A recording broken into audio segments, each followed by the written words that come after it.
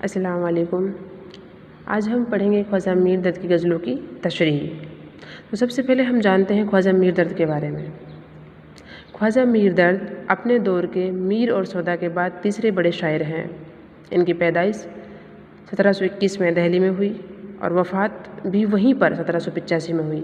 ان کے والد کا نام خواجہ محمد ناصر اندلیب اور ان کے جو والد تھے وہ فارسی کے بہت اچھے شاعر تھے، اس لیے وہ اندلیب تخلص اختیار کرتے تھے۔ ان کے بزرگ اورنگزیب عالمگیر کے زمانے میں ہندوستان آئے۔ ان کا گھرانہ صوفی تھا جس میں پیری مریدی کا سلسلہ برابر چلتا رہتا تھا، اس لیے درد کو تصوف ورثہ میں ملا تھا۔ گھر کا ماحول بھی علمی تھا اور علمی ماحول ہونے کی وجہ سے کم عمر ہی میں ہی علم و ادب کی طرف متوجہ ہو گئے۔ اردو، فارسی، عربی تینوں زبانوں پر قدرت رکھتے تھے۔ اس کے ساتھ ہی قرآن، حدیث، تفسیر، تصوف کا بھی انہوں نے گہرا مطالعہ کیا تھا۔ شاعری کا آغاز بھی انہوں نے کم عمر میں ہی کر دیا تھا۔ شروعات میں انہوں نے فارسی میں شعر کہے ہیں۔ چونکہ مزاج صوفیانہ تھا اس لیے ان کی غزلوں میں موسیقی بھی ملتی ہے، یعنی ترنم بھی ملتا ہے۔ اب ہم جانتے ہیں کیونکہ ان کی غزلوں میں زیادہ تر تصوف ہے اور تصوف کا رنگ لیے ہی ان کی غزلیں ہیں، تو سب سے پہلے ہم جانتے ہیں کہ تصوف ہوتا کیا ہے۔ تصوف سے مراد ہے خود کو اللہ تعالیٰ کی محبت کے لیے وقف کر دینا، یعنی انسان اپنے آپ کو اللہ تعالیٰ کی راہ میں وقف کر دے۔ بیشتر صوفیہ کا عقیدہ یہ رہا ہے کہ ساری کائنات خدا کے نور سے بنی ہے اور اس کی ذات کا ایک حصہ ہے۔ یہ فلسفہ وحدت الوجود کے نام سے مشہور ہوا، یعنی سب کچھ خدا ہی ہے، اس کو ہم کہتے ہیں فلسفہ وحدت الوجود۔ دوسرا نظریہ ہے کہ ساری کائنات خدا کے نور سے بنی ہے، یعنی ساری کائنات اللہ تعالیٰ کے حکم سے بنی ہے، یعنی سب کچھ اس کے اشارے پر ہوا ہے۔ اس کو کہتے ہیں ہم وحدت الشعود۔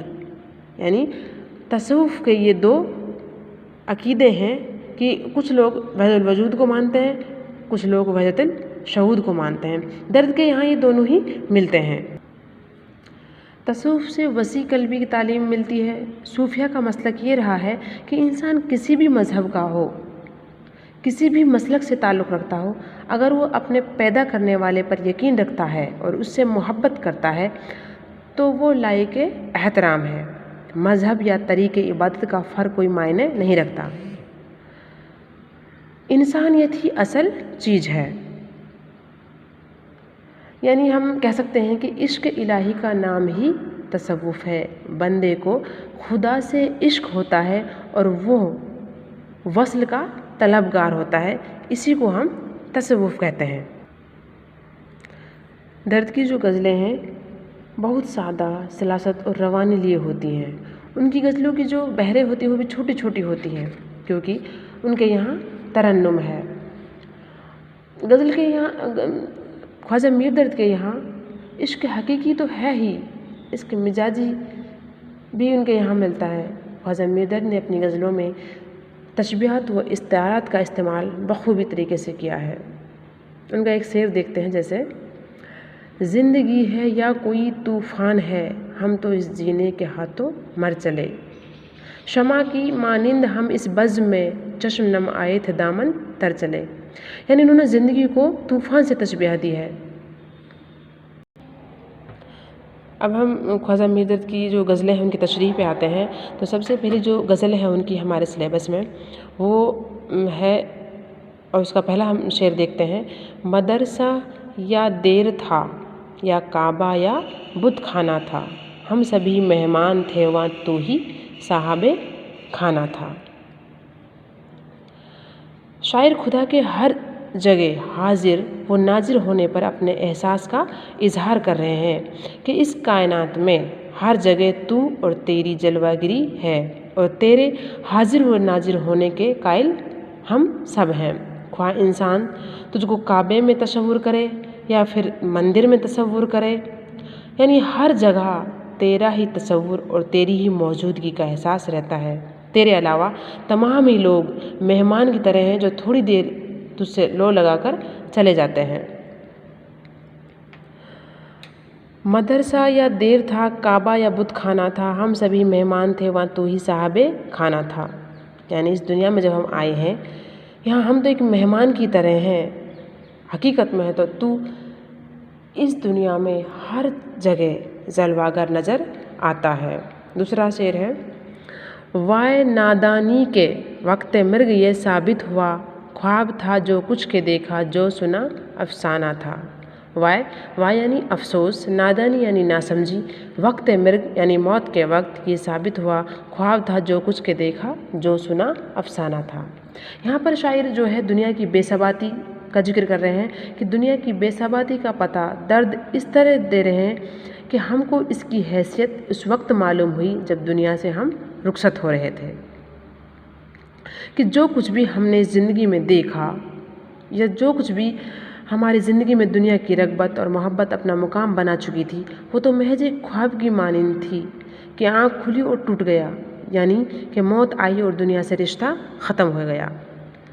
जबकि हम पहले ये सोच रहे थे कि दुनिया जो हमारी ज़िंदगी है यही हमारे लिए सब कुछ है, जबकि यहाँ तो हमें कुछ वक्त ही रहना है। अगला शेर है, हैफ कहते हैं हवा हुआ गुलजार ताराज़े खिजां, आशना अपना भी वहाँ एक सब्ज़ाए बेगाना था। हैफ यानी अफसोस, गुलजार यानी बाग, ताराज़े खिजां, ताराज़ यानी बर्बाद होना, खिजां यानी पतझड़, आसना यानी चाहने वाला, अपना भी वहाँ एक सब्ज़ाए बेगाना था, सब्ज़ा यानी सब्ज़ा। शायर इस बात पर अफसोस का इजहार कर रहे हैं कि हमारा गुलजार बादे खिजां के सबब ताराज वो बर्बाद हो गया, क्योंकि इस खिजां की जद में बाग की हरियाली भी थी और इसने भी बाग में फूलों के साथ अपना वजूद ख़त्म कर लिया। यानी कहने का मतलब यही है कि पतझड़ जो है, पतझड़ का जो मौसम होता है वो गुलजार सबको ताराज यानी बर्बाद कर देता है। इसी तरीके से ये हमारी ज़िंदगी जो है ये एक इस तरीके से है कि कुछ वक्त के लिए हम यहाँ पे आए हैं, वो अपना एक हमारा अकीदा है, हमारा जो काम है उसको हम जिस तरीके से हमको खुदा ने भेजा है उस तरीके से हम अपने काम को करें और इस ज़िंदगी को अच्छे से बसर करें, यानी असल ज़िंदगी हमारी आखिरत है। अगला शेर है, हो गया मेहमां सराय कसरते मौहूम आह, वो दिले खाली जो तेरा ख़ास खुलवत खाना था। हो गया मेहमां सराय, कसरत, सराय यानी ठहरने की जगह, कसरत यानी ज़्यादातर, मौहूम आह, मौहूम वहम की जमा है, यानी बहुत सारे वहम वसवसे, वो दिले खाली जो तेरा ख़ास खुलवत खाना था। शायर इसमें कहना चाहता है कि ए महबूब, यानी उनका महबूब यहाँ पे खुदा ही है कि ए अल्लाह ताला, ए मेरे महबूब, मेरा जो दिल था सिर्फ तेरे ही रहने की जगह थी, जहाँ तू ही बसता था। अब मेरे दिल को पता नहीं क्या हो गया है कि वहाँ पर बहुत सारे वहम, बहुत सारे वसवसे जो हैं उन्होंने जगह ले ली है और जो तुम्हारी जो जगह थी उसको दूर कर दिया है। यानी ख्वाजा मीर दर्द कह रहे हैं कि मेरा दिल जिसमें तेरे सिवा किसी की मोहब्बत का बसेरा ना था, वो तेरा ख़ास खुलवत खाना था। अब तेरी आरज़ू, तेरे अरमान, वो खुशी की बजाय सिर्फ वहाँ पे वहम और वसवसों ने जगह ले ली है। अगला शेर है, भूल जा खुश रह अबस वो साब के मत याद कर, दर्द ये मज़कूर क्या है आशना था या ना था। दर्द अपने माजी के वाक़यात, वे हादसात और बेहतरीन वक्त जो उन्होंने अपने रफ़्क़ा के साथ गुजारे थे, उन सब के बारे में कह रहे हैं कि इन तमाम बात अपने दिल से कह रहे हैं कि इन तमाम बातों को भूलकर मुस्तक़बिल पर नज़र रख। इस बात को भूल जाओ कि तुम्हारा आसना कोई था या ना था, क्योंकि जब हम पुरानी चीज़ों को भूलते हैं तभी हम आने वाले वक्त में हम खुश रह सकते हैं। درد یہ مذکور کیا کہ آس نہ تھا، یعنی اس چیز کا بار بار ذکر کرنا یا نہ کرنا بیکار ہے کہ کوئی ہمارا آسنا، کوئی ہمارا دوست، ہمارا چاہنے والا تھا یا نہ تھا۔ آج کے لیے صرف اتنا ہی، اگلی جو غزل ہے اس کا تذکرہ، اس کی تشریح ہم اگلے ویڈیو میں کریں گے۔